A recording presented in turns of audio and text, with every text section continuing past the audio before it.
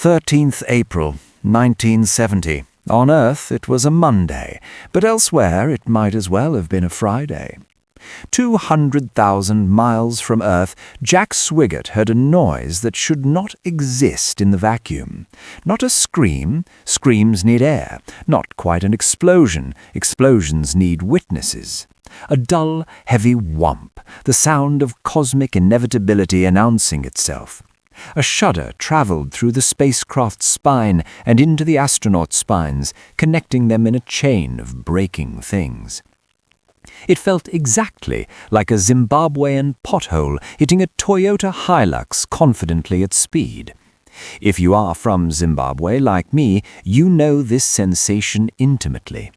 In Harare, a pothole is not a road defect. It is an archaeological dig, a crater that jars your teeth loose and realigns your chakras without your consent. You hit it, you curse, and you keep driving, because what else can you do? The road forgives nothing, but expects everything. But hitting a pothole is a singularly theological experience when you are floating in a vacuum where there are no roads, no cars, no potholes, and no forgiveness at all. Only physics, which doesn't care if you live. Swigert, slightly perturbed, in the way a man is perturbed when he realizes his parachute is actually a nicely folded bedsheet, floated to the instrument panel. A warning light blinked amber against the darkness, polite, unassuming. It did not scream, "You are all dying." It simply suggested, with that particular British understatement reserved for announcing war or mentioning the castle is on fire, that the main electrical bus B was undervolting.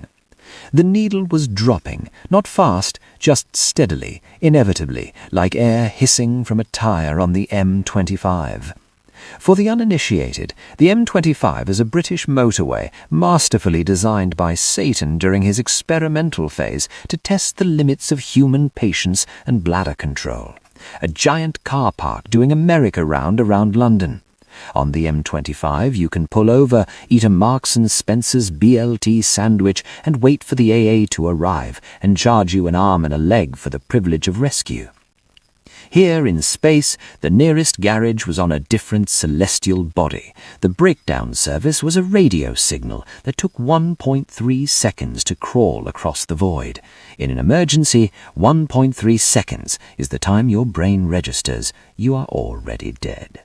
Behind Swig, Fred Hayes was checking valve pressures in the lunar module, the lifeboat they wouldn't need because nothing goes wrong on Apollo missions.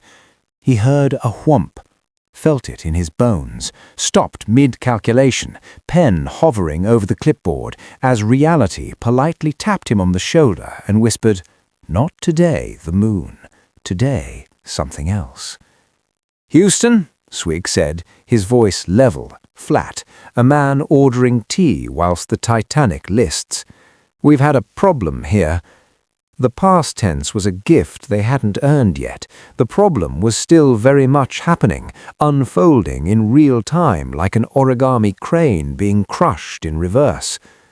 Jim Lovell, overhearing the message as, "Houston, we have a problem," immediately unstrapped and drifted to the window. Outside, against the infinite black, something sparkled. Gas venting from the service module, spraying into the vacuum, freezing instantly into a cloud of glittering crystals. Diamond dust. Beautiful. Each tiny crystal was a molecule of their oxygen escaping to explore the galaxy on its own. Perhaps it would drift for 1 billion years, eventually condensing on some distant asteroid, confusing an alien scientist who would wonder why this particular patch of ice smelled of fear and freeze-dried shrimp cocktail. "We're venting," Lovell said quietly. The three men watched themselves die in slow motion at 2,000 miles per hour. Nobody spoke. What do you say when you're watching yourself die in slow motion at 2,000 miles per hour?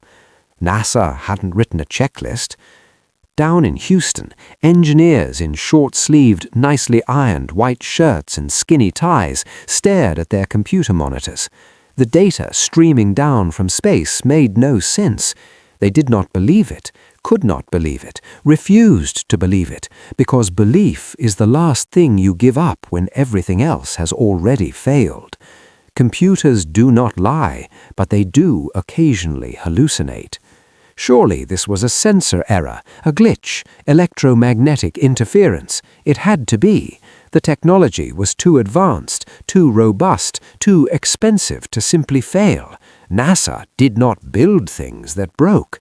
They built the future itself. And the future does not malfunction. But 200,000 miles away, the fuel cells were dying. Starved of oxygen, they flickered and went dark, one by one, like candles in a cathedral when the priest forgets to pay the electric bill. The lights inside the Odyssey dimmed, yellowed, died. The hum of the systems, that reassuring white noise lullaby of fans and pumps and electricity that sounds like civilization, faded into a silence that screamed. The three men floated in the darkness, and the darkness was not empty. It was something, a presence, the absence of everything that keeps humans alive, masquerading as nothing. Their breath came out in visible clouds now. The temperature was falling fast, racing towards the ambient cold of space, which is not cold the way a British winter is cold. It is the cold absence, the temperature of nowhere, of nothing, of a universe that does not notice you. Condensation began forming on the metal walls, tiny beads catching the faint glow of the emergency lights, then freezing into icy scales. The ship was transforming from machine to tomb to sculpture. Lovell's hands were shaking, not from the cold, not yet, from the sudden overwhelming realization that they had been main characters an hour ago, riding in humanity's greatest machine, the pinnacle of engineering, the future made manifest.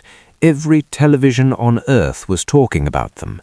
Now the ship was dumb matter, heavy and broken and indifferent, and they were trapped inside its failure like insects in amber, except amber preserves things, and space does not.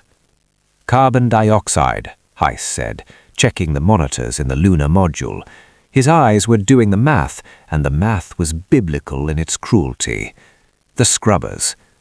Without power, the air recycling system was offline. Every breath they exhaled was poison they would breathe again. When the concentration reached 4%, they would feel drowsy, pleasant even. At 6%, they would lose consciousness. At 10%, they would die peacefully, still floating, 3 men in a tin can, becoming 3 bodies in a tin can, and the universe would not notice the difference.